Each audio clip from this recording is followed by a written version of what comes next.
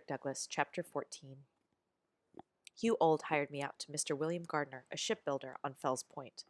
I was put there to learn how to caulk, in other words, to steel up the seams between a ship's timbers. However, it proved a very bad time and place for me to learn this trade. Gardner was engaged that spring in building 2 large man-of-war brigs for the Mexican government. The vessels were to be launched in July of that year. If he missed that deadline, Gardner would lose a considerable sum of money, and so when I arrived, all was hurry. There was no time to learn anything. Every man had to do that which he knew how to do. When I entered the shipyard, my orders from Gardner were to do whatever the carpenters commanded.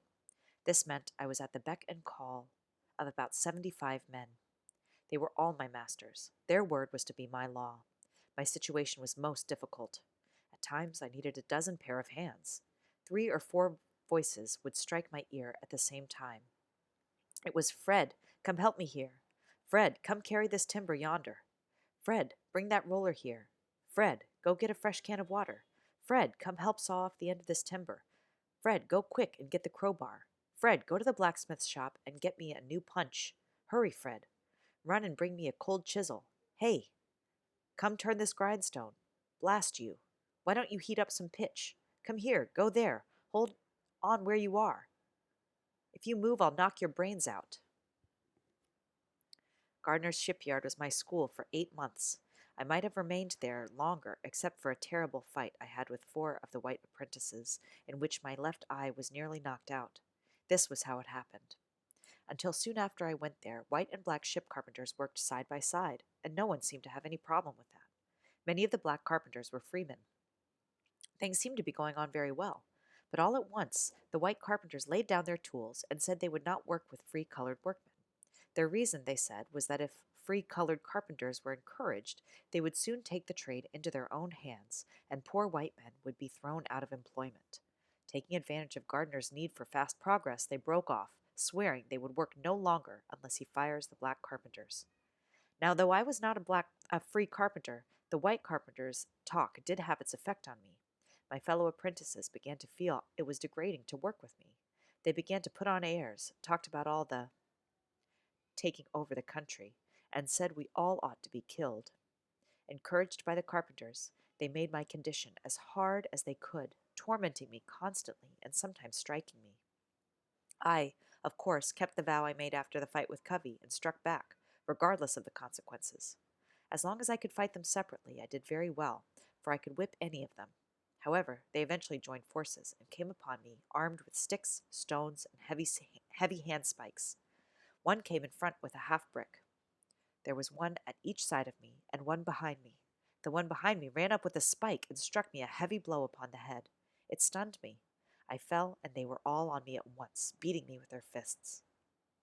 I gathered my strength and rose to my hands and knees, but just then one of them, wearing heavy boots, gave me a powerful kick in the left eye. My eyeball seemed to have burst. When they saw my eye closed and badly swollen, they left me. I seized the handspike and ran after them. But here the carpenters interfered, and I thought I might as well give it up. It was impossible to fight against so many. All this took place in sight of no less than 50 white ship carpenters, and not one of them tried to help. In fact, some cried, Kill him! Kill him! He struck a white person." My only chance for life was in running. I managed to get away without further injury, but barely so, for to strike a white man is to invite death by lynching. That was the law in Gardner's shipyard, and in many places outside of Gardner's shipyard. I went directly home and told Hugh Old what had happened. He was far more sympathetic than his brother Thomas had been under similar circumstances. He listened carefully and expressed indignation. Enraged, he cursed those that had done the deed. My puffy eye and blood-covered face moved Sophia Old to tears. She sat down next to me, washed the blood from my face, and, with a mother's tenderness, bound my head, covered the wounded eye with a piece of fresh, lean beef. Seeing her return to her old, kind, affectionate ways almost made up for my suffering. As soon as I recovered a bit, Hugh Old took me to a lawyer named Watson to see what could be done. Watson asked who had witnessed the assault. Hugh Old told him that it had occurred in Gardner's shipyard at midday, while many men were present. Watson said that he couldn't do anything unless some white man came forward and testified. My word was worth nothing. If I had been killed in the presence of 1,000 blacks, their combined testimony would not have prompted the arrest of even one of the murderers. Of course, it was impossible to get any white to testify on my behalf against other whites, Even those who may have sympathized with me wouldn't do this. It required more courage than they possessed. At that time, the slightest show of humanity toward a black was condemned as abolitionism, and that was a dangerous word. Bloody-minded people were fond of saying, the abolitionists, and nothing was done about the assault. Such was, and such remains, the state of things in the Christian city of Baltimore. Finding that he could get no satisfaction, Hugh Old refused to let me return to Gardner's shipyard. He kept me himself, and his wife cared for my wound until it healed. Hugh Old then took me to Walter Price's shipyard, where he was foreman. There I was taught to caulk. Within 1 year of my leaving Gardner's, I was able to earn wages equal to those of the most experienced caulkers. I sought my own jobs, made my own contracts, and collected the money I earned, about $7 a week, sometimes as much as $9. The money was paid to me and rightfully was mine. Yet each Saturday night I handed over my earnings to Hugh Old. Why? Because he could force me to. Even so, my life was much smoother and more comfortable than before. When I couldn't get caulking work, I did nothing.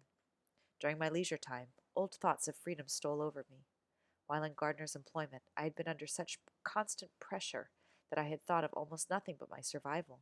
I almost had forgotten about liberty.